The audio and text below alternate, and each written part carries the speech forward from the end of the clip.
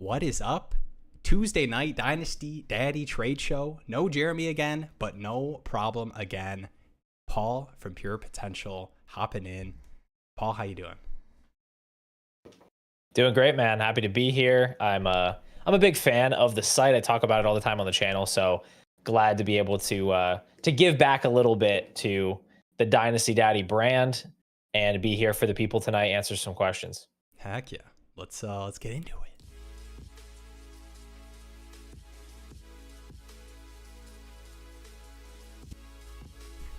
What is up? What is up? We got people in here already.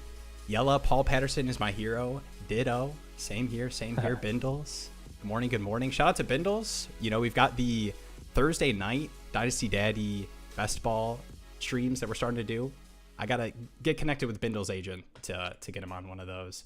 But we'll get into the trades here. But before we get into the trades, I do want to first shout out Paul, Pure Potential. If you guys are not subscribed to the Pure Potential YouTube channel, you're doing it wrong. Let's be honest. You know, if you're here right now, Tuesday night live stream, you're doing part of the thing right. You know, being a part of that. But I'm gonna post Paul's channel in the Discord here, definitely, or in the live chat here. Definitely go hit him up. And Paul, is there anything you want to plug about the, you know, what people can expect from the Pure Potential YouTube channel, you know, right now in the future? Yeah, man, absolutely. It's weekly Dynasty content. It's totally Dynasty focused channel. A lot of strategy stuff. You know, we got through the rookie season, so looking at the upcoming season, how can we prepare Dynasty teams for 2025 and beyond? I got a video that just came out yesterday on players that I think might have league winning upside this year, kind of like under the radar players, not like your obvious like, oh, Ladd McConkey, Nico Collins, kind of go down the line a little bit, uncover some of those names. I'll be doing the same thing with rookies probably next week. And then I'll also be putting out my top 50 running back tiers and rankings. So those are some things that are kind of on the agenda, but a lot planned for the rest of the summer. Heck yeah. And I will be there for it. Guys, I always make that mistake, but it's okay. We're going to power through. Zeno here. Let's just get right into it before we'll talk about the mistakes he's making on the live stream. A little nervous, guys. A little starstruck, okay? Big Paul fan. I want to say the biggest endorsement I can give for subscribing to the Pure Potential YouTube channel is when I went to DM Paul to ask him if he wanted to be on the show or would be willing to. I was reminded of the DM I had sent him a year and a half ago, telling him how awesome the content was that he was doing on the channel. So that's an IRL endorsement right there. But we'll get the Paul glazing. We'll put that to the side for a second, and we'll get into the trades here. First one from Zeno here. Traded away a 26 first and third, not Zeno's own. Brandon Ayuk, Jaden Reed, and Mason Taylor to get Travis Hunter, Josh Downs, and a 27 second in return. I will say I had to get Josh Downs in the thumbnail for you, Paul. So I'll toss it over to you. I love some Josh Downs propaganda. Okay, so I actually cannot see I can't see the trade that you just described, and it has a lot of pieces. Usually I can follow along. I can go first for you if you want. Yeah, go first. Give me your thoughts first, because then I'll kind of be able to process all the pieces here. I heard something about Jaden Reed and Josh Downs, but I kind of missed some of the rest. So I'll give you a quick hit here. I'm gonna go with the Josh Downs side, just naturally. But honestly, so right here, you are giving away a first and Brandon Ayuk and Jaden Reed and Mason Taylor. But I think getting Travis Hunter and Downs and getting a 27 second back, I'm fine trading away a first with those two pieces. I'm not necessarily super out on Jaden Reed with Matthew Golden there for the Packers. And there's potential for Brandon Ayuk bounce back, you know, has the long-term stability with the contract. But for me, I feel like you're able to kind of get out on the Brandon Ayuk bet coming off the injury in that Niners offense. And I think it's a pretty fair trade, but I think the upside of Travis Hunter and what I like in Josh Downs, I'm comfortable giving away a first to do that. But I do get cautious trading away firsts for players, but I do think that Travis Hunter is one of those guys that I'm willing to kind of make that bet on. Yeah, I mean, I agree with a lot of what you're saying. Like if I'm going to be moving a first, I want it to be for a player that I think generally is like worth more than a first. So I want to be upgrading with those picks, not just moving laterally with those picks. I'm never going to be the guy who's trading a first round pick to get like, Jalen Waddle or get like, even like a Kenneth Walker who I like. It's not how I want to spend a first. But if I'm spending a first round pick, I want to be getting a legit potential star in Hunter. Downs, I know, is a guy that I have ranked pretty similarly to Ayuk, a little bit ahead of Reed. So I see those wide receivers kind of canceling each other out a little bit, along with that second rounder. So yeah, I agree with you. I'll take the Hunter side here, especially with it not being his first. He's not really sacrificing any roster flexibility by moving that pick. So seems like a good move to me. Yeah, I'm seeing a lot of can we talk about Josh Downs already? Yeah, I do. I will say, are you where are you at with I ask every guest that's on the show this question, and I want to bring it up right now just because we're talking about Josh Downs. Sure. How many games is Anthony Richardson starting for the Colts? I think there was some minor positive news that the expectation is he is ready for camp, but I think the general consensus is that Daniel Jones is at least ahead in the week 1 starter probability. I'm gonna if I had to try to guess the exact number of games that Anthony Richardson starts, I would go with 3. Oh, I think we're getting Daniel Jones week 1. That's like locked and loaded for me. I think you've got 2 paths to Richardson potentially starting, which is Daniel Jones hurts himself and then Richardson goes in the game, or Daniel Jones is just so abysmally bad that they have no choice but to go ahead and make the switch. Honestly, don't think that he's going to be that bad. Like, we've seen him be functional in offenses in the past where there's decent coaching, there's decent weaponry. Like, I think he can make it work well enough with that supporting cast to like not get benched on his own performances, especially because I don't know, the division's not that strong. Like, none of the teams in the division are super teams by any stretch. Like, I could totally see them splitting with Jacksonville. I could see them, taking the Titans down. So I think if Daniel Jones doesn't get hurt, I would say it's better than 50% odds he just starts the whole season. Yeah, and I am a Steichen believer as well. I do think that the addition of Tyler Warren, I could see the thought process on like a Colts team that's not making the playoffs is going to give a Rich, and maybe they play it like healthy where he's at right now in the season. But I am with you, and yeah, I could see that, but I do think that even if they're out of the playoff race, Steichen is going to have to be forced to put Richardson in the game because Steichen has nothing to gain from Richardson succeeding. If the Colts don't make the playoffs this year, he's going to get fired. Like, he doesn't, there's nothing. So as far as he's concerned, if they're out of the playoffs, his last 3 games are an audition for his next team. Like, he's not like, okay, well, let's get Richardson in here and see for next year. There's no next year for him. So it's like, unless the ownership and Chris Ballard is putting so much pressure on him to put Richardson in there, I think it's going to have to be Daniel Jones just totally falling flat. Yeah. Yeah, we got a lot of nice trades. I know Zeno had mentioned, want to get off of, if we go back to that trade real quick, just want to get off of the risk on the other side. We talked about a little bit with Brandon Ayuk there. And I'd like to look at that too. I know the flexibility with the first is something you don't want to ignore completely, but I think what do you win when you win with a healthy Brandon Ayuk coming back? I'm fine giving up for the potential upside of Travis Hunter and Josh Downs, and still getting the second back. That's not something to be ignored in that. Agreed. All right, pure potential, more like pure greatness. Yeah. We'll get the Paul glazing out of the way. It's deserved. Yella is he's always in the chat. He's an MVP for sure. One of the OG YouTube members, always makes the streams. He's great. Let's go. I want to. We got Yella up on the screen right now. I want to ask you about the Bears offense too before we get into some of these other trades. I see we are big Luther Burden stands in the PP community. Is that more of a kind of his price in rookie drafts in the potential situation? I know there's a little bit of fear just with the Ben Johnson comments with the injury, and you can't be out here on the field if you're not healthy, obviously. But yeah, I mean, part of it is just him. It's part of it is just Yella trying to manifest it because he's the biggest like Luther Burden stan out there. But I will say, like, I think I'm above the consensus on Burden. I have him. He's my wide receiver 28. I have him ahead of guys like Metcalf, McLaurin, Ayuk. I like the upside of him. Just I thought his prospect profile was like kind of a mixed bag, but it had some really high highs to it, like the sophomore season being so good. And so I want to lean into the potential upside there. And I think with him landing in Chicago, even though you might look at it first glance and say, this is really crowded, this is not a great spot for him, I think it's actually the perfect spot where if he's as good as we think he can be, this is the spot that's going to maximize those skills. And if he's not good enough to carve out a role alongside Odunze and DJ Moore, then he was never going to be that guy anyway. So I think this is the best spot for him to be in with Ben Johnson, that creative play caller, get the manufactured touches to him. And so I think it's when you said earlier, what do you win when you win? I think with Burden, like you could legitimately win a top 12 dynasty wide receiver. I don't think that that's like the most likely outcome, but I think it's an enticing enough outcome in this situation that I do want to be. He's not a guy that I feel comfortable just like not having on my dynasty teams, I guess, is how I would feel about him.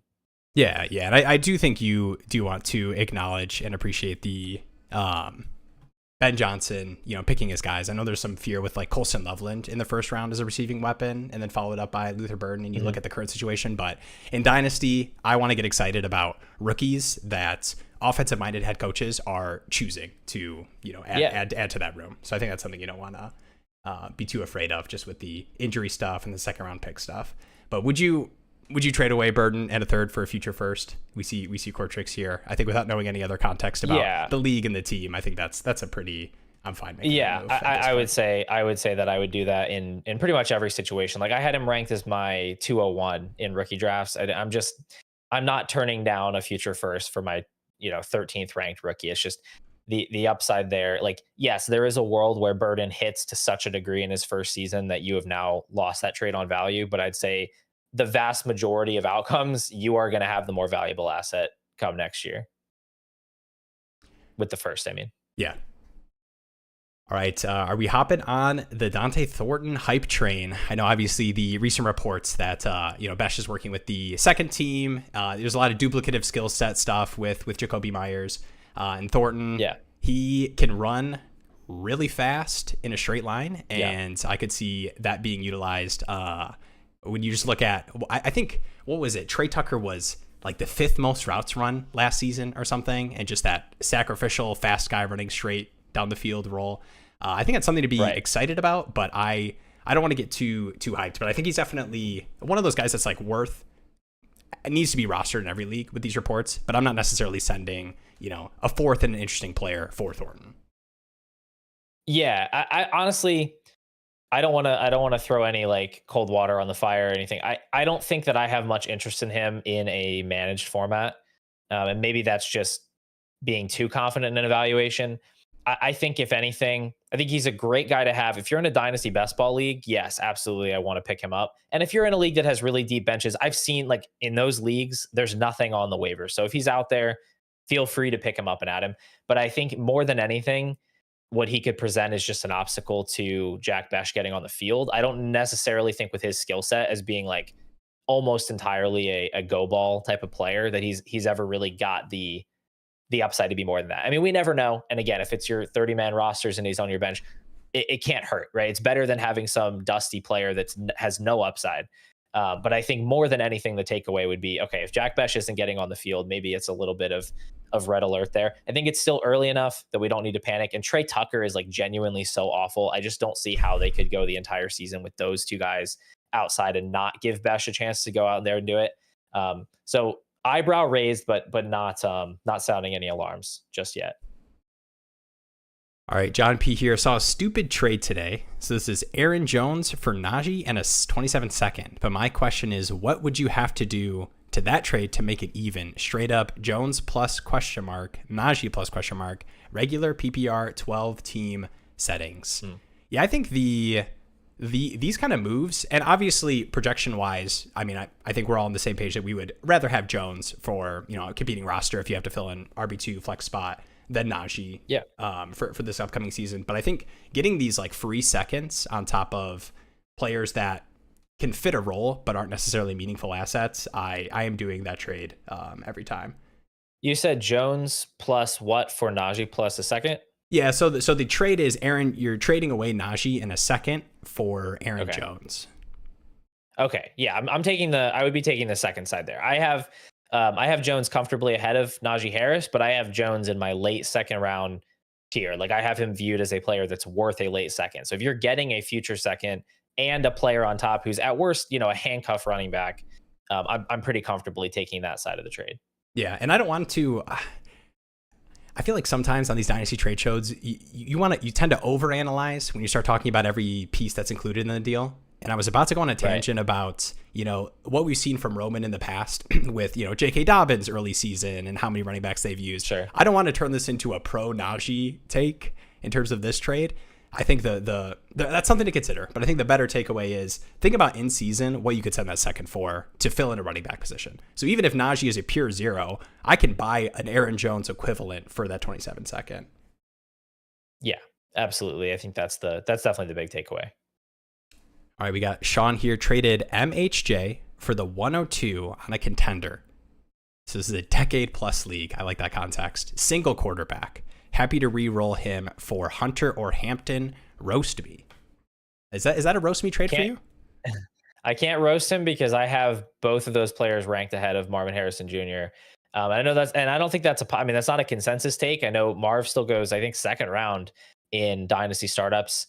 I think it's just a little bit too much. Like it's not a knock on Marvin Harrison as a player, but it's like we saw how he was used last year, and everybody's like, well, it has to get better this year, except that they're returning the exact same supporting cast, the same coach, the same quarterback. It's like, well, Kyler just couldn't hit him deep last year. Okay, is he going to hit him deep this year? Like the coach wouldn't give him manufactured touches last year. Okay, is he going to do it this year? All I know is that he put on like 10 pounds and looks like a tight end. I don't know anything else about what's going to change for Marvin Harrison this year. So I think he could do a whole lot better than last year and still not live up to that cost. Meanwhile, you've taken away a lot of the value insulation that comes with him being a rookie. If he puts up another 11 points per game season, he's going to plummet in value. Whereas I think Hunter is like Hampton for sure, but even Hunter I think is live to potentially outscore him this year. And you have that safety on top. Yeah. I'm curious where you're at. I know I feel like we've gotten some positive, negative, and a lot of it's how you interpret the way that Hunter's being talked about in terms of, we're letting him, he's starting on offense. I feel like that was a big, oh, hell yeah, Hunter 102 for sure. And then a little bit of, well, we started him on offense because, he's a more natural defensive player and we want to, get him comfortable in that role. I guess right now, Paul, if you are in a rookie draft, all things equal, are you going Hampton at the 102 or Hunter? I'm still taking Hunter, but I feel slightly nauseous, I think is my answer. But like I'm sticking by my guns. I talked about this actually on the members live stream. Just another shameless plug. Like I do weekly live streams just for the YouTube members. They're about an hour long. We talk kind of whatever topics come up. But I did a pretty long segment kind of trying to make sense of the comments from James Gladstone, the Jaguars GM, about how they were using Hunter. And I kind of landed on the conclusion I landed on, I'm not going to say it as eloquently as I did then, but is I don't think that the comments change a whole lot about how we should view the bet, because I think that Hunter's role on offense is directly tied to how effective he is in that role. So in other words, if we're betting on him at 102, what we're betting on is that he is the caliber of wide receiver that you would take with a 102. And if he is that good of a wide receiver, it's a self-fulfilling prophecy that he's going to play enough wide receiver to pay that off. Like they did not spend the number 2 overall pick to take an all pro caliber wide receiver and not let him play offense. So I think you're kind of still making the same bet. I think it lowers the floor a little bit for sure. Because if you knew like, okay, even if he's not an elite player, he's still going to be out there 80% of the snaps. Maybe that's not true. But I think at the ceiling level, you're still making the same bet. And so I'm still comfortable. Making that bet. Yeah. No, I'm with you. I've been I got Jeremy on the Hunter pushing up to the 102, 103 area. But yeah, I agree. There is some nerves, but I think there's too, you talked about a little bit when we were talking about MHJ versus Hunter with the value insulation of a rookie. And think about how much more dynamic that insulation is with a guy like Hunter, when there will be reports, there will be feelings about year 2, even if year 1 is, not exactly 102 expectations. I think there will be a lot of positive, well, he's comfortable in the scheme and, we are more comfortable, increasing the snap share, route share. But I think regardless of that situation, talented enough player to have a strong enough target per route run, even if that, route percentage isn't exactly where we're hoping. Yep. Totally agree. Another one here from Christian, Hampton or Harvey and a late 26 first.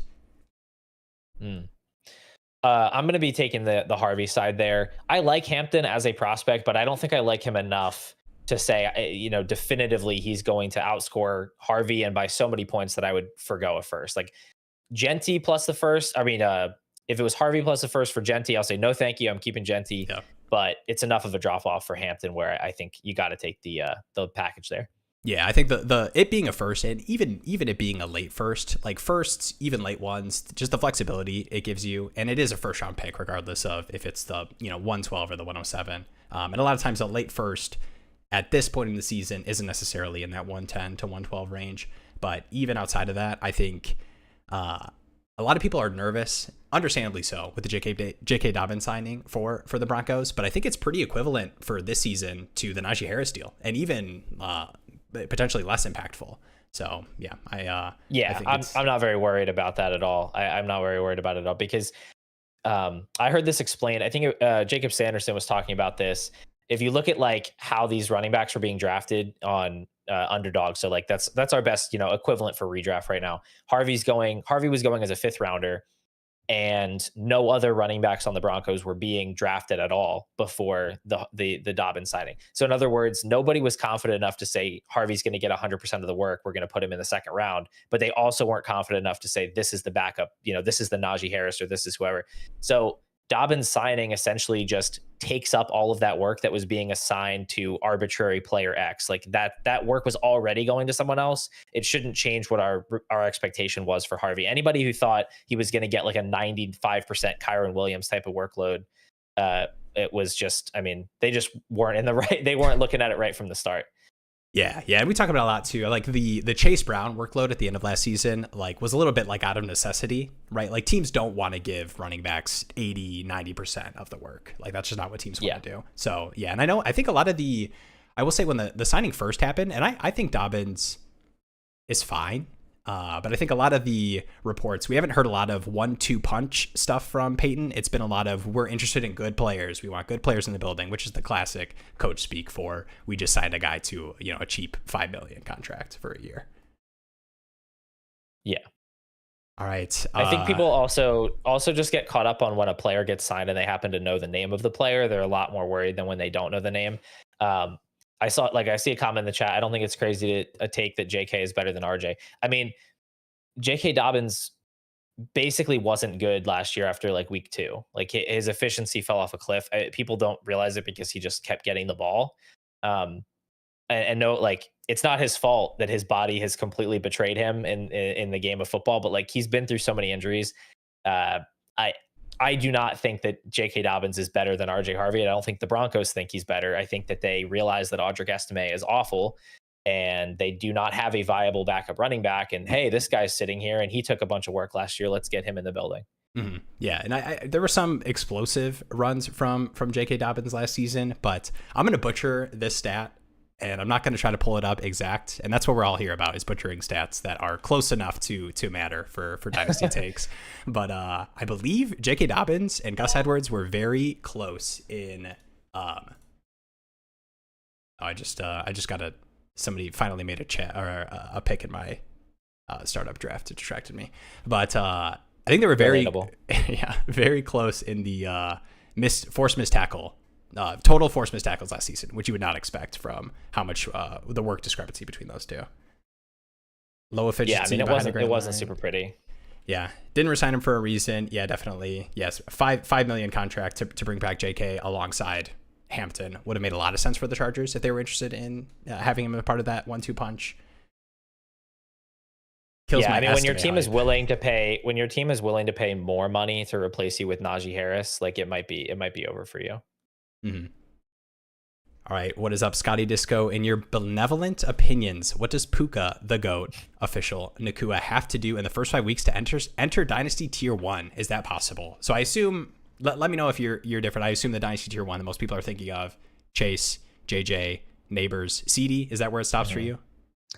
It actually just stops after those first 3 for me. Okay. I have Lamb and Puka like back to back in the very next tier. And as far as this question, that's a tough question for me because I feel like the things that would keep Puka out of that tier are things that can't really change after the first 5 weeks. The things are Stafford retires after the season or Puka has kind of a concerning injury history. Like both of those things aren't going away after 5 weeks.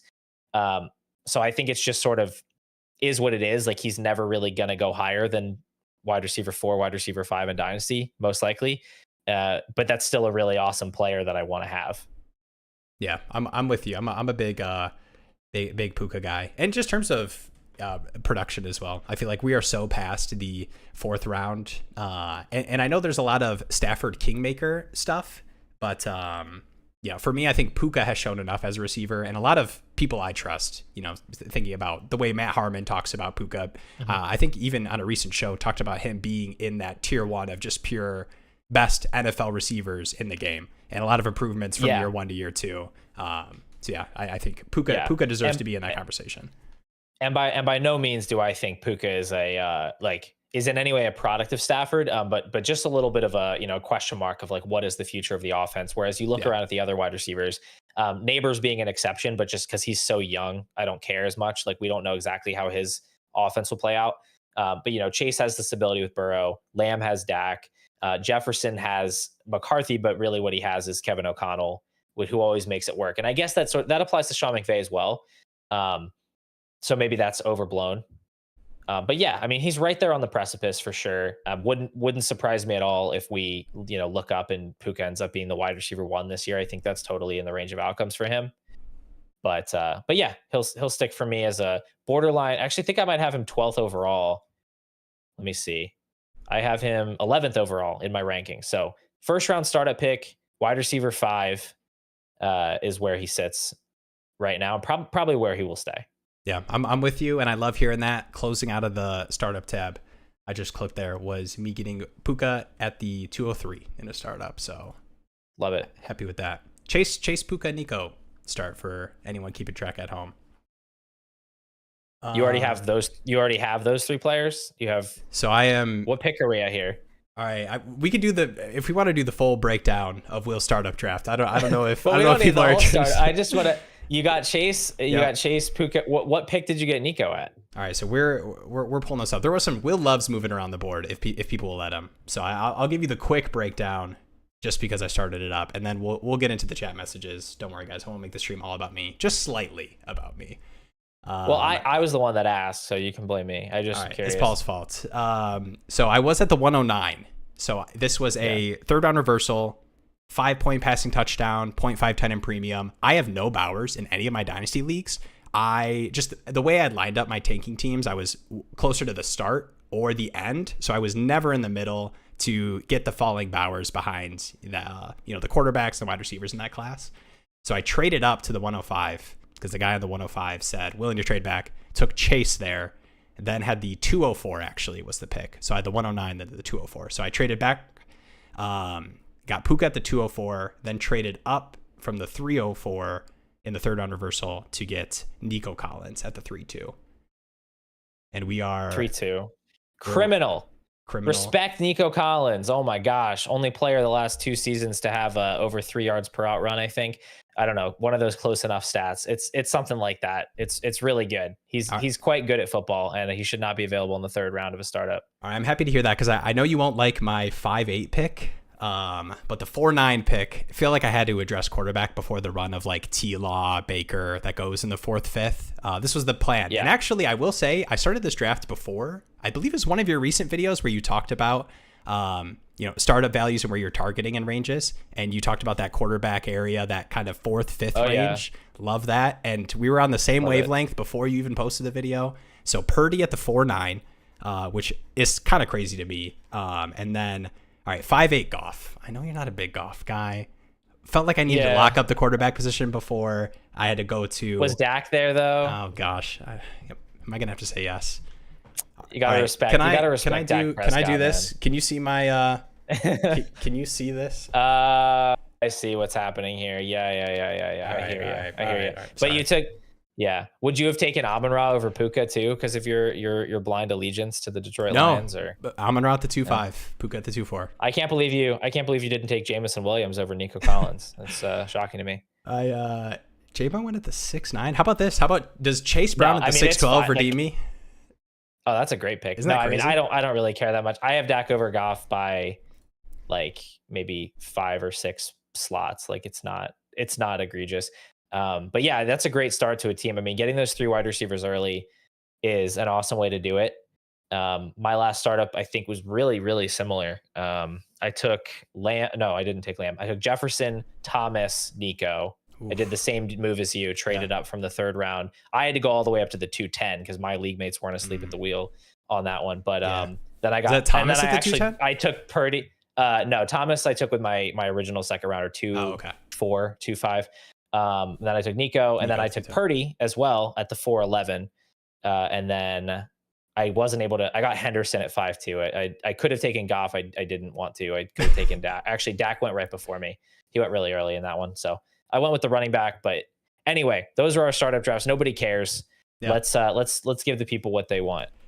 Let's give the people what they want. Let me screen share the startup. We can go through my 7th, 8th, and 9th round picks. No, here we go. All right. So this is a little bit back to the Puka. Where would he fall? Because I think the conversation was a little bit, if you're talking about Puka in that tier 1, I think it's hard to talk about Jamar Chase. Like, he just feels like tier 1A in terms of expectations for this upcoming season. Underdog 101 on a half PPR site with what Saquon did last season. The contract long term, Bengals terrible defense, Joe Burrow. Like, it's really hard to make arguments to put somebody next to Chase or alongside him. But I think that kind of, I could see Puka, fully healthy Puka this season, smashing alongside Devontae Adams. But I agree. I think of the things outside of our control, it'd be tough to put him up there. Where do you think? What do we think RJ ends up as an RB1 in any of the next 3 years? So I guess just kind of expectations. I'll just kind of shorten this question for my understanding. Expectations for RJ Harvey this season in terms of production, because I think that's running backs to me are very much competing assets, more so than they are long-term value. But I do think that when you are first, second year, you can kind of consider running backs in both ranges. So what are your expectations for RJ Harvey post J.K. Dobbins signing? Well, he's kind of a unique player because he's not rookie age. Like, he's veteran, he's the age of an NFL veteran. He's 24 years old. That's like, he is in his prime years as a running back right now. So, like, if it's not going to happen now, it's not going to happen. Mm-hmm. I think it absolutely can happen for him. I think he can have a very fast start because his last couple of years in college were outstanding as far as, his efficiency, very interesting metrics as a pass catcher. And I think he walks into a really, really good situation where there's a great offensive line. The Broncos always lead the NFL in running back targets, or target share to running backs, I should say. He has that skill set. And again, I think the competition is very poor. I think the investment from the team says what you needed to say. They took him in the 2nd round. So I have him ranked right alongside guys like Walker, like Chase Brown, Josh Jacobs. I think that he slides into that group where maybe you project him slightly worse than those guys in year 1, but he does still have that rookie value insulation, specifically that rookie running back contract where that the team is invested in him for multiple seasons as the starter. I think when you're talking about a rookie 2nd round running back that you can get at the end of the 1st round, early 2nd round in rookie drafts, I think if you had to bet one way or the other, he probably won't be an RB1, like, just statistically probability speaking. Mm-hmm. But that can be said for almost any of these kind of fringe guys. I think he absolutely has the upside to do that. It's just whether it actually comes to fruition. But what I would expect this year, I'm taking him confidently in the 5th round on underdog. Totally fine with that. I think he has a lot of upside. I think he'll have a pretty high floor just because of the investment and because he will be used as a receiver. Yeah, and I think it is tough. You do the RB1, RB2 conversation of, the 12th spot if you're within the top 12. But in terms of production, would not surprise me at all if he's within, he's a top 15, top 20 running back, just with that situation, what we've seen from Sean Payton running backs. And, I mean, Javonte Williams, Audric Estime, Jaleel McLaughlin were actively bad running backs last season. Like, just no questions asked, bad. And Javonte was 5th in the NFL in running back targets last year, despite being an affront to the game of football for the majority of the season, that people are now drafting in like the 11th round for some reason because they think that he's so definitively better than Miles Sanders. Like, it's just not true. Anyway, he sucks. But RJ Harvey, who I think is maybe the same age as him, or like maybe older than him, I don't know. Mm-hmm. I think he's pretty good. And I think, just to clarify what I was saying, I think it's very possible he gets to like 16 points per game, which is going to put him kind of on that precipice. What we saw from guys like James Cook last year, just behind like Josh Jacobs, around Kenneth Walker, like that is your fringe RB1. Anything beyond that, I think is kind of bonus on top for what you have to pay. Yeah, and I'm not terribly worried about Cortland Sutton, Evan Ingram as far as offensive weapons. I think Sean Payton looks at this offense, and obviously would not surprise me at all if we see Sutton produce similar to what we saw last season. But I don't think Evan Ingram is coming in there and just absolutely dominating target share. I think there's going to be a ton of targets to running backs like we've seen in the past couple seasons with Denver, and then with Sean Payton as well, the way he's used the position. Zopi randomly found y'all, and I love you guys. Hey, love you too, Paul. You feel free to. We see a Paul is love, Paul is life. A lot more love going on in the chat. Paul, is there a lot of love that's spread on the Pure Potential channel? There's a lot of love. I am humbled every time I do one of these streams. People come in and say all these things. I don't know what I did to get all these nice messages. For all they know, all my takes are going to be wrong this year, and they're just marching with me to failure and doom. But I'm happy that they're along for the ride, and absolutely love it. So best community I think out there in the Dynasty space. We've got over 1,000 people in the Discord now, which is outrageous. So it's awesome. I love the Pure Potential community, and I'm glad they showed up tonight. Heck yeah. All right. Zopi here again. Are you worried about Rome with the new coaching investment into pass catchers? So obviously the Loveland pick, and then the Burden pick. You have DJ there as well. Cole Kmet still apart. Where are you at on Rome? He's not my favorite investment at cost in Dynasty. I think I've gotten into more arguments with the members about Rome Odunze than any other player, because for whatever reason we have Luther Burden stands. We also have a bunch of Rome Odunze truthers in the ranks of the members. And kind of my take on Rome is like I'm not willing to go out there and say he's bad because he had a low yards per out run as a rookie. But what I do think is, regardless of what his reception perception chart might say, and I love Matt Harmon's work, whatever happened last year is what happened with Rome, and the events that followed it are not exactly a vote of confidence. Like you can't say, well, I can't say they took Burden because they don't like Rome. But what I can say is they did draft Loveland top 10, and they did draft Burden in the second round. And I don't know, it seems like you'd be less likely to do that if you were absolutely thrilled with the receiving options that you already have in house.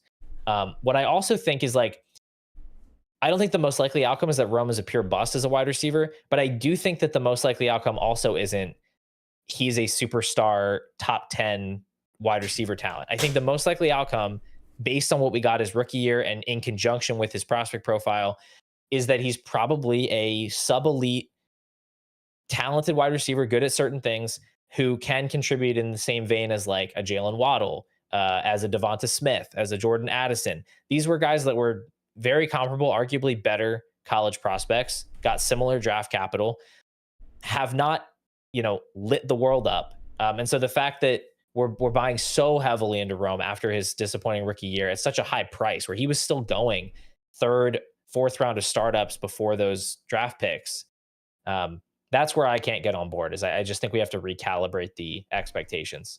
Yeah, and I'm with you too. And I think some people will point to the range that he goes in startups and that it's a similar bet to some of the other receivers. But for me, I think the name value that Rome has and kind of the Ben Johnson, Amon-Ra St. Brown role mystique that exists in the air that you can tack onto Rome to get up to Rice, to get up to, some of these other receivers that I'm way more confident in giving me difference-making production.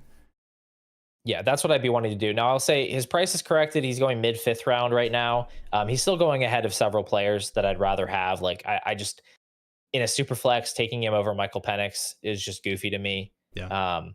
I would rather have Loveland. I'd rather have Olave. I'd rather have Igbuka personally. But yeah, like he's definitely closer now to where I have him ranked than he was previously. So I think the draft picks have definitely woken people up a little bit to, hey, maybe this isn't some locked and loaded bet that we can totally rely on. I think he's got a wide range of outcomes, but I do think that the super, super high end outcomes, I think, are less likely than they were a year ago. Yeah, and this is what we were talking about when we were going through and analyzing both of our individual startups. That range of quarterbacks you can get when people are taking their Rome Odunzes in that 5th, 6th round. That's why we're doing everything we can to, get the elite receiver in the first round, to get the Nico, get the Puka in that 2nd and 3rd, because the difference between Purdy, and I'm a Lions fan, so Goff, but Purdy, Dak, Goff versus, taking Jordan Love at the late 2nd to make sure you lock in your quarterback is just not worth it.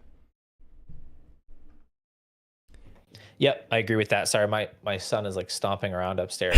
My whole office started shaking. I was really confused. No, I got worried for you. I don't know if you could hear that at all, but he was like right above me, so it was just like shaking the ceiling. I thought he was asleep, but big Rome Odunze fan. Silly Paul Jr. there. He perked right up, I guess. He perked right up when he heard me talking about Rome. Yeah, I agree with you. That is exactly why we're doing that, because the quarterbacks versus the wide receivers in that range is just so obvious to me that I want to be taking the quarterbacks. All right, as a Dynasty Achane owner, should I just send Marvin Rims for Jalen Wright? I don't really care. So people get really into apparently having your own handcuff running backs in Dynasty. This is like, I feel like I just didn't even know this was a thing people cared about, because I've just never really cared that much. I love rostering handcuff running backs. Mm-hmm. I don't really care that much if they're my own handcuff running backs. Like, I guess that's a small bonus if you can get them at cost. What I will say is I have Jalen Wright ranked ahead of Marvin Mims, and I would trade Marvin Mims really for just about any handcuff running back that you think is like has reasonable upside, because I don't really buy Marvin Mims as a realistic every week starter type of guy. I think he's a gadget player. But just as a larger point of like, do you need to have your own handcuffs? People were talking about Kenneth Walker under my recent video, because I talked him up as a guy with high upside. People were like, well, it's not worth buying into Kenneth Walker because Zach Charbonnet is like super expensive and you have to draft him.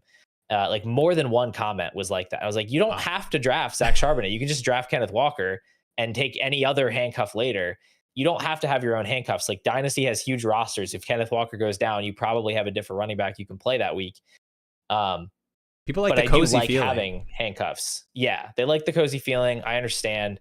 But yeah, give me any of those guys. I mean, give me Rashad White, give me Jalen Wright, give me Isaac Guerrero, Tyler Algier, like all of these guys. I want all these running backs on my teams, and I'm definitely prioritizing them over kind of low end roster clogging type wide receivers that I just don't think have the upside necessary to become like a 12 or 13 points per game guy. Yeah, and back to the startup conversation. I mean, startup season, guys, get in some startups. We're going to be having some Dynasty Daddy startups this offseason. We mentioned that on every single Dynasty Daddy trade show. Jeremy and I have not sat down and ironed out exactly what it's going to look like, but it will look like something. They will exist. So no, but in the startup context, there's a certain point where I don't even click the wide receiver tab on the startup. I am backup quarterbacks, backup running backs, just because all I care about is obviously just the weekly upside you can get from one of those positions in a starting role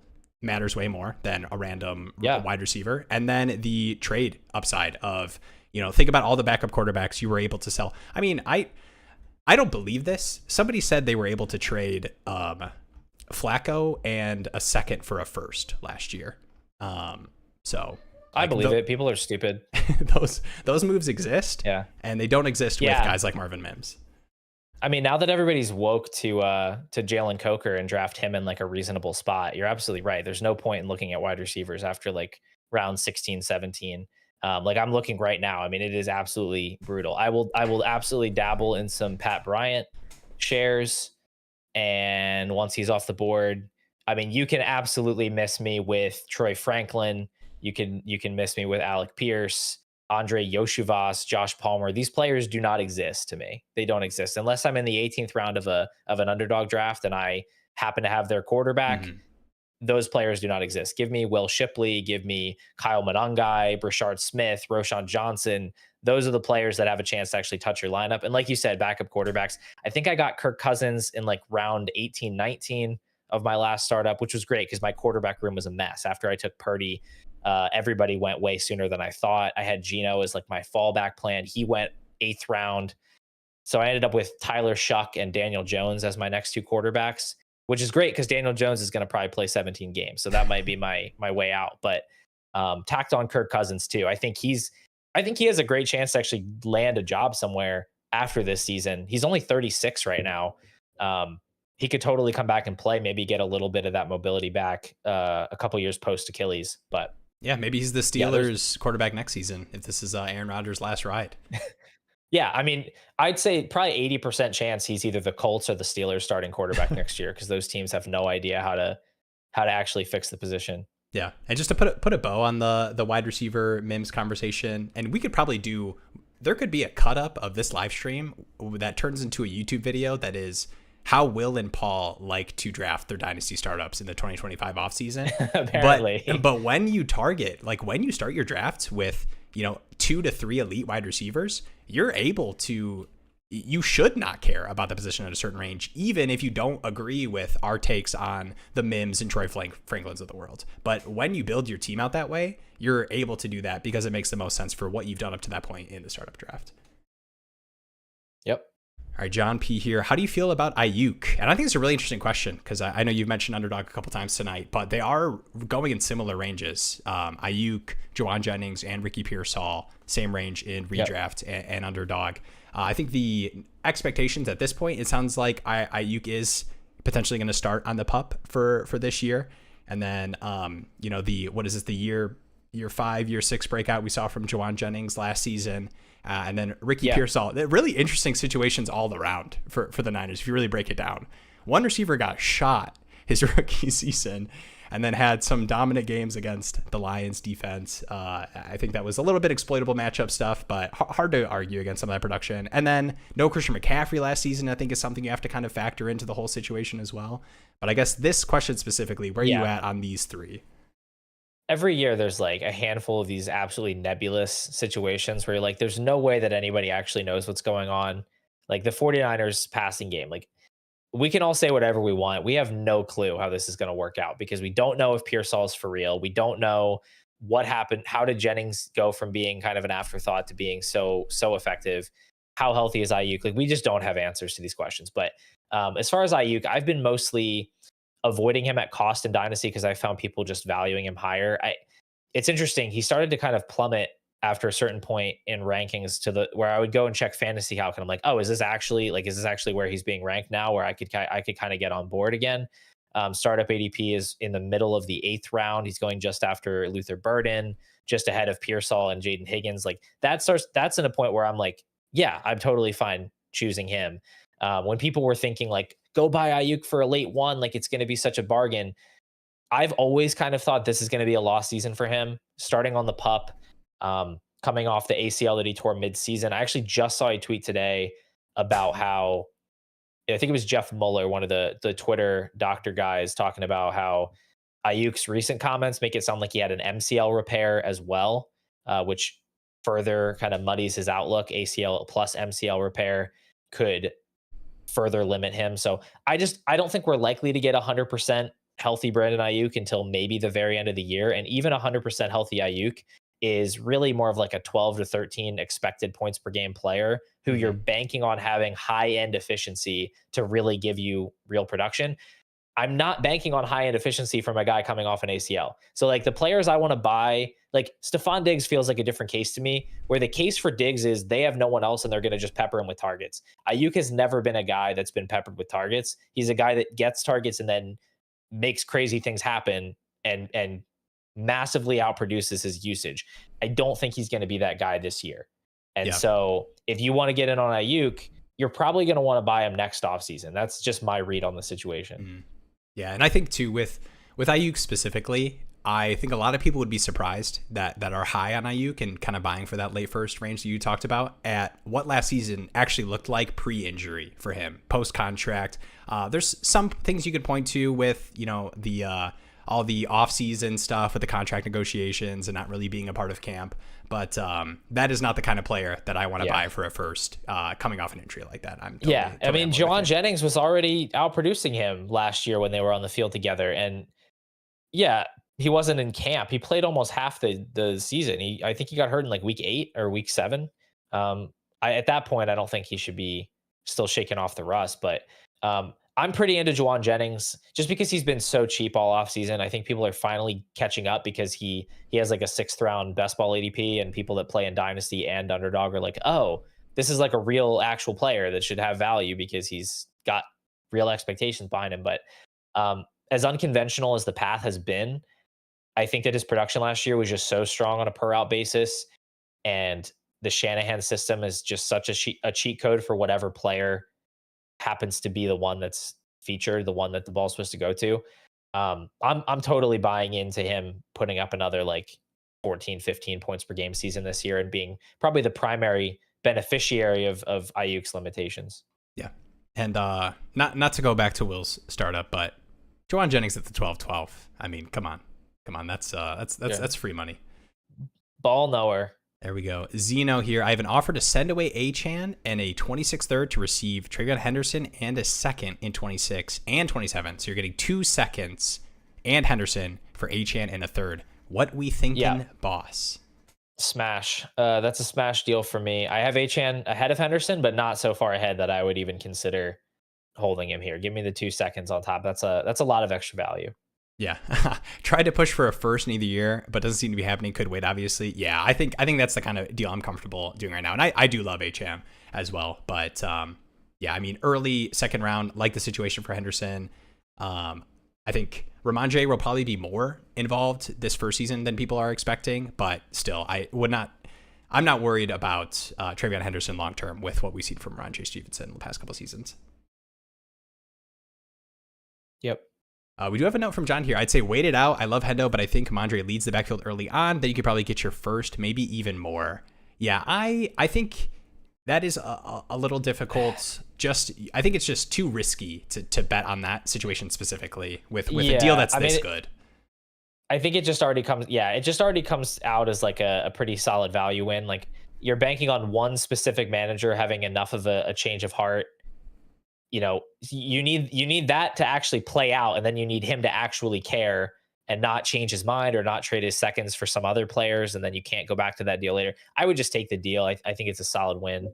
I totally understand like trying to read the tea leaves and think, like I said, you maybe buy Ayuk next offseason. But I think what you're potentially giving up now is just a good enough deal to go ahead and lock it in. I'm going to hit some of these real quick. I know we had a couple of messages in the live stream ask channel in the Discord, link in the description for the Dynasty Daddy Discord if you're not in there. But Austin here, how do you guys like Daniel Jones over 6.5 games started? Well, I will say Paul gave Anthony Richardson, was it 3 games at the beginning of the stream? So I think he likes that line. Yeah. And then if we do the math, it seems like I'd be taking the over there. And then Paul, are you even more excited about Downs than it looks like DJ is starting? He targeted Neighbors at a league high rate the first 10 weeks last year, but obviously Neighbors is very special. Yeah, I think in just terms of pure separation, and I don't think we need to do the full Josh Downs glazing that I know has been happening on the Pure Potential channel and that we've been talking about here at Dynasty Daddy as well. But yeah, I think pure separation situation for Downs the past couple season with I mean, decent production with Anthony Richardson and the Joe Flacco experience for the Colts last season. I don't think we need to talk about Neighbors. I think what we need to talk about is Wan'Dale Robinson. Okay. First 7 games of the season, 12 targets, 4 targets, 8, 14, 9, 11, 9. Okay. Josh Downs, imagine if Wan'Dale Robinson was like slightly bigger and then like 10 times better. And that's what Josh Downs is. And could run routes 7+ yards down the field. Yeah. No, I mean, obviously they're not the same player, but as far as like Daniel Jones hyper targeting his slot wide receiver in a short, at a shorter depth of target. Pittman certainly can operate in that area of the field, but I think Downs as a very like twitchy, good after the catch type of player, I think could really benefit from that type of targeting. I mean, just bottom line, like there's going to be more pass attempts and there are going to be more catchable pass attempts if Daniel Jones is in the game. So yes, you have to be more excited about Downs with Daniel Jones there. We got a Downs is the Jerry Rice of Wan'Dale Robinsons. Couldn't I think that's pretty accurate. Yeah. Couldn't have said it better myself. Real quick, Warren expectations for this season. I feel like he is an interesting Interesting redraft underdog tight end as far as the upside situation for a tight end that goes that high. And I think people, with the Trey McBride, Brock Bowers seasons, I think a lot of people want to anoint Warren and Loveland into that situation. But yeah, where you at on Tyler Warren? Not very high expectations. I just think, regardless of who's at quarterback, you're probably going to have one of the lower pass rate teams in the league with how this team has been built, how they want to rely on Jonathan Taylor. I don't think Daniel Jones is a guy where you're still not trying to feature the pass, right? Like, you're still trying to hide Daniel Jones behind a healthy dose of run game. So I don't think there's going to be a ton of targets. I think Downs is an excellent target earner. I think Pittman is also very good when he's healthy. And so I don't see a rookie Tyler Warren coming in and out targeting either of those two guys on a per route basis. So, at best, you're looking at the third target in a Richardson / Jones offense that's probably throwing like maybe 30 times a game if we're being generous. I just don't see where the upside's coming in unless he miraculously like catches 8 or 9 touchdowns. Yeah. And I do think the tight end position too, a little bit of what do you win when you win with the tight end, like what Warren needs to do to be worth the price that you're having to take him in startup drafts and rookie drafts as well. Yeah, I've struggled with him in Dynasty for sure. I mean, I have him in the same tier as a lot of other guys, Egbuka and even Loveland. I just have him towards the back end of that tier, and I've just never really been able to get him because there's always somebody that wants to snap him up earlier. And I'm kind of okay missing out. Like I don't, even now his startup ADP is still ahead of Loveland. That just doesn't really make a lot of sense to me. They were very similar as prospects. You could have talked me into either one being the top tight end in this class, but Colson Loveland getting an infinitely better run out in the draft as far as, getting drafted higher and landing on a much better offense. It's going to be scoring a lot more fantasy points, throwing a lot more passes. I just don't see what the point is with pushing Warren up ahead of him. Yeah. And then real quick before I pull up other chat messages, I want to get to the live stream ask questions that we had in the channel. So real quick here, we have a trade. So I don't have the full team up here, but this is a 10 team, no bonus points. So the trade is Benson and Daniel Jones for Tony Pollard and Tank Bixby. And this is a 10 team. 1, 2, 3, 4, 5, 6, 7, 8, 9. 10 teams start 9. Extremely shallow league. Okay, interesting. Actually, 10 teams. 10 teams start 10. Super flex. Okay, I was gonna say Daniel Jones in a 1 quarterback league has no value whatsoever. And the team trading away Daniel Jones, that's probably the quarterback situation is probably the most interesting aspect of that part of the deal. Drake May, JG McCarthy, and Brock Purdy. So totally fine QB room. Right. No need for Daniel Jones on that roster. Yeah. So I don't know. I think Pollard's I have him ranked the highest of any of the players in this trade. So as far as getting the best player in the deal, I think you've done that.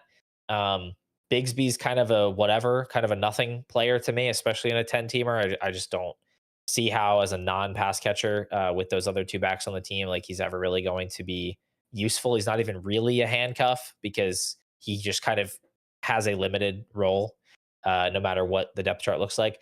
Benson is fine as one of the premier handcuffs, where he's a guy where he's a handcuff now, but you can squint and kind of see, okay, maybe he takes over for Connor someday. So I think this is fine. Like, I don't hate it. I think I'd probably, if I was in his shoes, I'd probably have slow played this a little bit and wait until we know Daniel Jones is the starter. Because I just think at that point, you're going to be able to go to some team in your league that needs a quarterback, doesn't have a third quarterback, right? And is just like, wants to lock that up. Maybe you can get a 26 second and a player, something like that, where you're getting a little bit more value upside, a little more bang for your buck. But I think it's a pretty inconsequential deal overall. Yeah, I will say, and this is I'm going to expose myself a little bit, shout out to Barlow here that had put this in the chat. Didn't get the full team breakdown, but looking at the roster that I can see right now, the RB2 situation is some mix of Travis Etienne, J.K. Dobbins, Tajay Spears. So I think I'm okay with, trying to lock up some sort of, we talked about the handcuff thing, but I think you're more looking at Pollard than Bixby. And so I think locking up RB2 and trading away Benson Jones, I'm fine with doing at this stage, but I agree. I think there could have been a better deal that comes along once we get the positive reports from Daniel Jones. Yeah.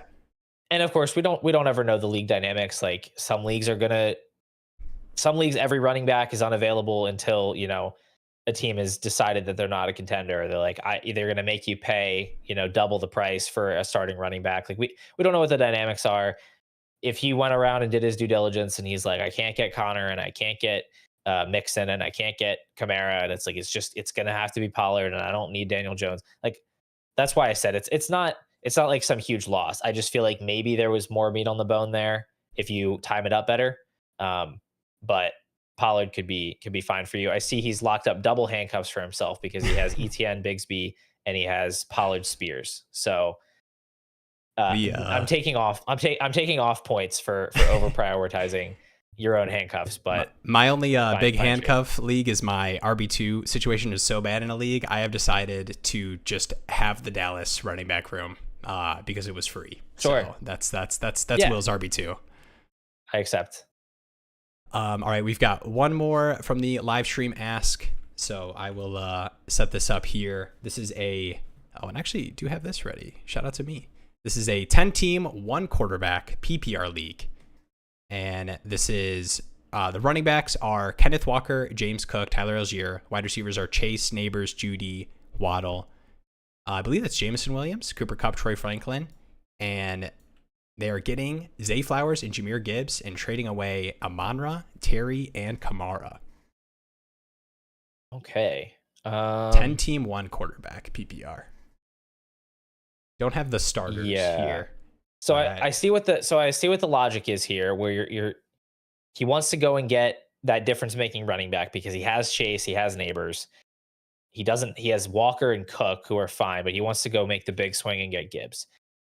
I kind of feel like I just don't think the value lines up here where St. Brown and Gibbs for me, I think are at best a wash. And for me in a neutral situation, I'd just rather have St. Brown. I could see in a 10-teamer, it's a little more shallow. Those top running backs are going to separate a little bit better. I could totally see saying I have a slight lean to Gibbs over St. Brown. But I'm not sending Terry McLaurin and Alvin Kamara for Zay Flowers when Alvin Kamara himself could score 18, 19 points per game again this year. I don't think I would pull the trigger here. Now, the caveat I'll give is the type Gibbs is the type of running back that's like a very finite asset. There's only so many of them. And so you're probably going to have to overpay because most people are going to just say no. If you go to the Genty manager, the Bijan manager, you don't have that many places you can try. And so if this is like a pretty high value team, which you have Chase, you have Neighbors, you have Walker, you have Waddle, Judy, Jameson, like it's a fairly deep team. If you have all your own picks and everything, I could see taking a little value loss to go and get Gibbs. So not to be kind of riding the fence here, but I think this is a fine trade barring team league context. Yeah. And I think to me, I could see the feeling is maybe you're getting a little age discount going from Terry to Zay Flowers, but I don't care much about that when we're about to get an extension for Terry McLaurin. And then it just feels like I could talk myself into this just being a free Kamara if you just do the Amon-Ra Gibbs swap, Terry, Zay Flowers, and then you're just getting, potentially a top 12 running back for at least this season, potentially another. I mean, I have Zay. I do have Zay in the tier ahead of McLaurin. But I will say one of the primary appeals of Flowers would be his longevity, that he can produce, because he's not, unless his situation radically changes, he is never going to give us a wide receiver 1 type of season. It's impossible really with the way that the Ravens offense operates. But what he gives you is stability at a position where you often have to start 3 wide receivers. He's 24 years old. He's a very talented player who's going to have a floor of production. In a 10-team league, I care about that less because there's less scarcity at wide receiver. So the lower the scarcity, the more that I care about immediate production, and the less I'm going to care about, this is a safe asset that's going to give me, a medium amount of points over a longer time horizon. Because in this league, it's even easier to go and buy Jacoby Myers, Juwan Jennings, Calvin Ridley, Darnell Mooney, whoever you want, to go and replace your Zay Flowers. So I think it really comes down to the star players here. And I think, again, St. Brown Gibbs, kind of a wash. Kamara actually is live to be a very useful player, even in a 10-team format this year. So I don't want to just be tossing him away to try to shift value from one position to the other necessarily. Yeah, I'm with you. Appreciate that. Thank you for throwing that in there. And then I know Paul. I know you. You were, but you potentially had a out coming up at an hour here. Do you have to hop off, or do you want to hit a couple more? I can go a little bit longer. Yeah, and I got another 5-10 minutes in me to make sure that people get the analysis that they came for. Heck yeah. All right. We'll go speed mode here for you. And I think this was a pretty straightforward. How many rookies, unproven players is too many to bet on for a rebuild? I think it's a pretty straightforward question. For me, I think the question is more interesting in a competing aspect when you're just talking about dynasty value on a competing team and production you expect from those young unproven players. For me, I'll take all the unproven I could get, and I will trade away my running backs to make sure that my first round pick that next season is as close to the 101 as possible. So I don't really necessarily have unproven rookie limit I want to set for my team. I just want to put my team in a position to where I have a plan for either the next season or in worst case scenario, the season after that, to turn that value, those unproven players, those picks into a competing team. Yeah, I mean, I pretty much want as many rookies as I can have on a rebuild. The one thing I'll say is, if you think about the resources you have on your team as far as a percentage basis, I still want the largest percentage of my team's value to be stored in rookie picks, because those are they're your treasury bonds. Those are your like guaranteed value gain over time. And so you don't want to put all of your value into current year rookies and say, I'm totally going to ride or die by this class, because like just statistically speaking, some players are going to blow up in this class, but they're not all going to, right? Like 2024 was a pretty big outlier in that regard. But as long as you have a decent stockpile of picks, I'm not trying to hold on to safe players that are already established. I don't need to keep Jordan Addison. I don't need to keep Chris Olave. I don't need to keep whoever on my rebuild. I'd rather have rookies, because even if a bunch of them fail, if a couple of them hit in a really big way, that is going to make up all that value and then some. If I land the Malik Neighbors of this class, it doesn't matter if I have a couple of, Rome Odunze's along for the ride. All right. How do you feel about stacks generally in Dynasty? I feel like this is one of the topics I get the most mixed opinions about. Burrow, Higgins won me a league last year, but I sent that away for our TOA. I assume that's TOA for Tet. Yeah, I think we can kind of totally ignore the best ball leagues and then underdog in terms of stacking. I think we can all agree that those specific formats, it is generally a good idea to have stacking teams when you are really aiming for the high end outcome of outproducing the rest of the team in total points by a certain amount. I think for me, somebody actually had DM'd me and asked me about my opinion on stacking in Dynasty.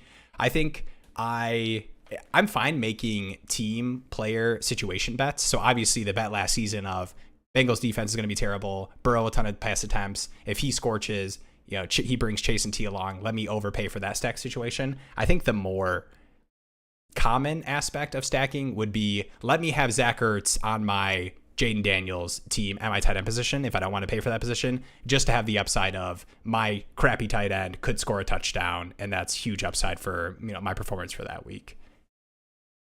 Right.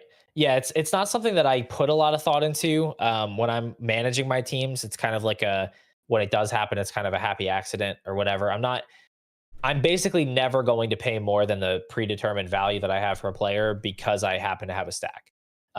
What I will say that I subscribe to is the idea that I want to make correlated bets, right? So like, I think the Jaguars as a team are a great team to bet on this year, that they could have a ton of upside as far as like the whole Liam Cohen coming in, Travis Hunter raising the ceiling of the offense. So I want to have a bunch of Jaguars. They don't have to be on the same team. I'm in like 27 dynasty leagues. If I have some teams where I get Travis Hunter and Trevor Lawrence on the same team, and I also have Bishal Tutin, that's great. But at the end of the day, I just want to have exposure to all of these players. And I don't really care that much if it's on the same team. I just want to benefit the most I can from this one bet that I'm making, that the Jaguars offense is going to be a lot better this year. Yeah, I think offensive situation bets, I agree with you. I care more about than stacking. And then I see here, Shout out to John P. Where can I find Paul's podcast? I love his takes so far. I'm going to throw this in the channel here again. We threw this at the beginning of the stream. But yeah, if you guys aren't in the Pure Potential, subscribe to Pure Potential on YouTube.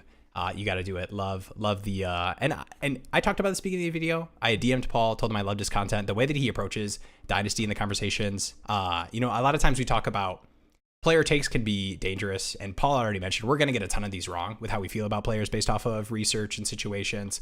But I think at the end of the day, the way he approaches in terms of strategy and takes outside of specific players and kind of how you approach deals and what we're talking about tonight, I appreciate. So definitely go subscribe there. And I appreciate the interest. Yeah, I realized that I just did the host thing where I left it off for you to talk, and the talking part was how awesome you and your channel are. So, yeah, I'm great. I don't always know what to say to that stuff, but I appreciate it, and it's very kind. And hey, I'm enjoying this, and I'm glad that you got linked up with Jeremy. I've exchanged a few DMs with him just about like stuff on the site.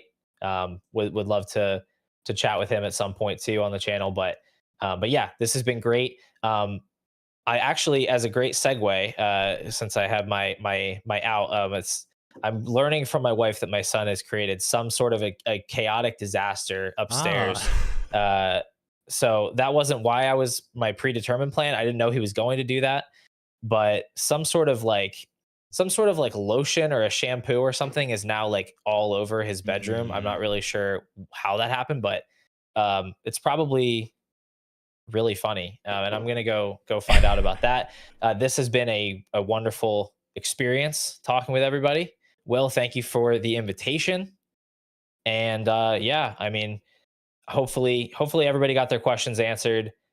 We'll all have to talk soon. And I'm rambling at this point. I don't know how to exit a show that's in progress. Actually, is what I'm learning. I was just gonna let it go. Actually, I wanted to bring up that I right before the stream, I had found out that my daughter had taken our little play mop and dipped it into the dog water tank that refills after it's empty, and mopped our entire floor with just dog water. So that was a fun little cleanup pre-stream. So I assume you're gonna have as much Kids fun. are a lot of fun Taking care of that. But yeah, thank you again, Paul, for hopping on the show. Had a great time. Had a blast talking with you. Much love, appreciation. Go sub to Pure Potential, everybody. Have a great night, everyone. Peace out. Whoa! I didn't know this was gonna happen. This is kind of cool. We'll go to the Will full cam, but really interesting here. We'll close out. See if we can get the camera to fix. Let me know if you guys have any additional questions. I'll probably crank out the end of these here. Shout out to Paul again. Appreciated that. It was great getting to chat with him. We didn't get to bring up these chats. The Paul's trivia performance. I wanted to not put the pressure on. I'm sure he's felt a lot of the poor trivia performance conversation. But yeah, any other questions? I can definitely hit those while we close out here. All right, my buddy spent all his fab on rookies post-draft. In that situation, would you sell Kendre Miller? So I assume it's fab for the entire season and has no fab after taking like the rest of the, Tosh Brooks, JCMs, whoever was there, maybe some Thorntons. For $10 to $20 fab, 12-team PPR rebuild. In a rebuild, I mean, I'm not a big Kendre guy, but I do think the Kendre type of players are the kind of players that are interesting to hold through rebuilds. Running backs you don't think are going to give you production, but have the potential to have some sort of name value that some people could buy into. But I guess it's really more of a, I'd be curious. So is it $100 fab budget? Okay, it is $100 fab. In a rebuild, I do like having fab to, be able to make bids on players that I feel like I could trade for third or fourth, the Kareem Hunts that somebody dropped that get signed to the Chiefs, those type of players. It is really nice to be able to pick those up in a rebuild to turn those into picks.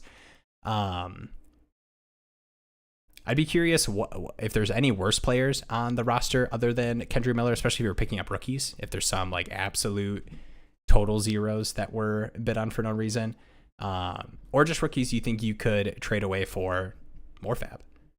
But I'd be fine doing that. I'm not a big Kendre guy. I think there's a reason that the Saints brought in Cam Akers, is all I'll say on that. What up, Trevor? What are your thoughts on Travis Hunter in non-IDP leagues? His upside seems limitless, but downside seems severe with playing D. Great collab. Hey, appreciate it. Yeah, I mean, Travis Hunter, we talked about it a little bit. My take on the Travis Hunter stuff is there's a lot of value insulation naturally with rookie receivers and just rookies in general, but rookies receivers specifically.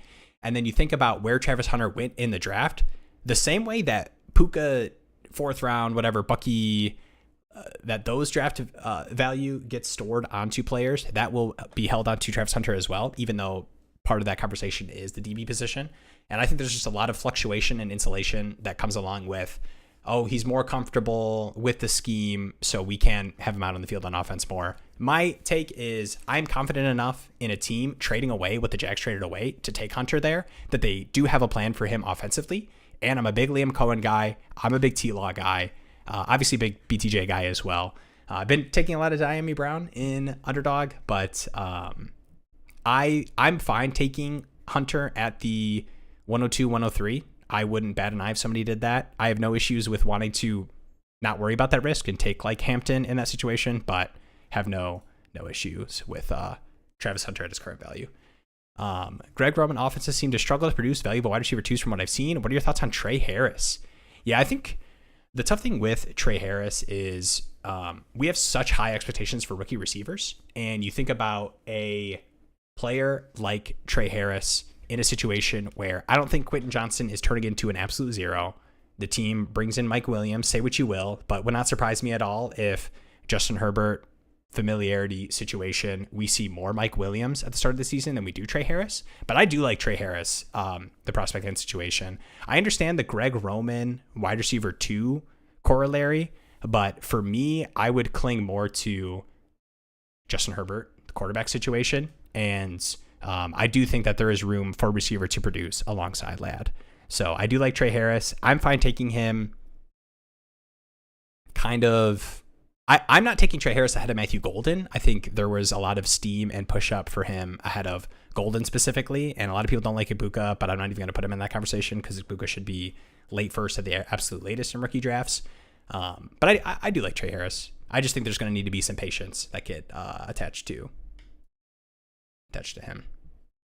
What are your thoughts on Fields real quick? I love Fields for the 1 to 2 year quarterback bat. I do think you'll get 2 years out of Fields. I think the way the contract is set up. And I think we just look at Fields production year over year. And as a Lions fan, I know I showed it in the back corner. If you don't think Aaron Glenn rewatched the games where Fields absolutely torched the Lions for 100 rushing yards every single game and says, I need that quarterback on my team so that he can do that against other defenses, you're sadly mistaken. I think Fields is, I'm not going to say that I think Fields progresses as a quarterback and is going to be, you get 5-6 years of production and he's going to be a starting quarterback and give you this rushing upside. But if you just look at underdog, I mean, he's going as a top 10 pick. Those are the expectations for this next season.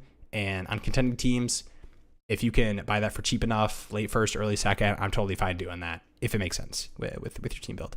You're the GOAT. Thank you. You helped me feel much better about what I've been doing this offseason. Hey, appreciate it, Zeno. We're here to make you feel better and to potentially, I was about to say make you feel worse. No, to be here. This is supposed to be not just an echo chamber, but not just me, not just Paul, not just Jeremy, but the community itself to help each other build stronger dynasty teams and if all the right.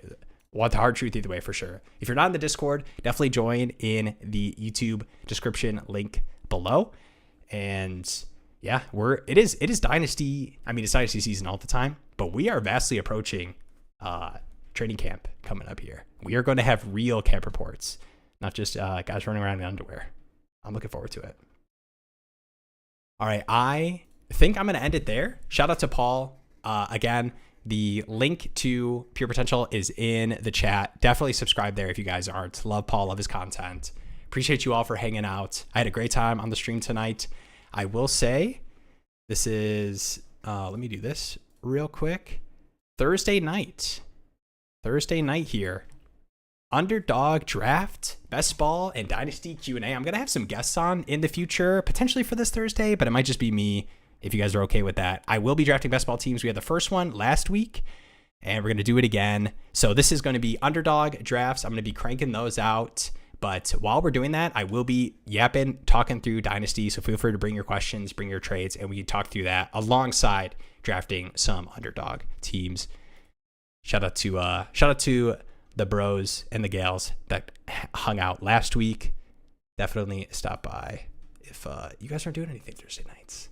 Will, you intrigued me with the stand-up talk. You don't have to use your material if you have a good street joke you'd like to share. All right, I will say the stand-up that John P is referencing is a couple streams ago. Jeremy and I were talking at the end. You ever get to the end of these streams and it turns into like purely yap sessions and you guys are, it's like a therapy, whatever. I'm just talking about my life. I did do stand-up in college. It was a character, so the jokes probably won't come across that well because I was doing like a nervous guy doing stand-up. That was like the whole bit, which made it funnier. I don't know if I have a good like street joke. There's a lot of pressure. John P, you're doing the thing that's like, be funny. You know, you guys ever do that where you're like, oh, bro, my friend's so funny. Dude, do something funny, bro. Tell them one of your jokes. I think I'm probably more. Sorry, bro. Come with some funny material. But thank you all. I appreciate it. It means a lot, you all hanging out in the streams. I say it every time. These Dynasty trade shows and streams would not be half, probably more than that. More than half as interesting without you guys coming with your questions, giving your takes, talking through things in the chat. Appreciate you all. Sub. It's probably too late to like. Maybe like, I don't know. It can't hurt, right? Sub. Check out the Pure Potential Discord. Check out the latest Dynasty Daddy videos. I'll see you Thursday night. We'll have a video coming to the channel probably this weekend whenever I get around to editing it. Sorry, Jeremy. It's been a pretty busy week. I don't know if he's going to watch at this point in the stream, but I'll give him the apology on the stream. Appreciate you all. Peace out. I will see you Thursday night, 9 p.m. Eastern time on the channel. And if not, or if so, I will also see you next Tuesday night, 9 p.m. Eastern time, where Jeremy should be back. Peace out.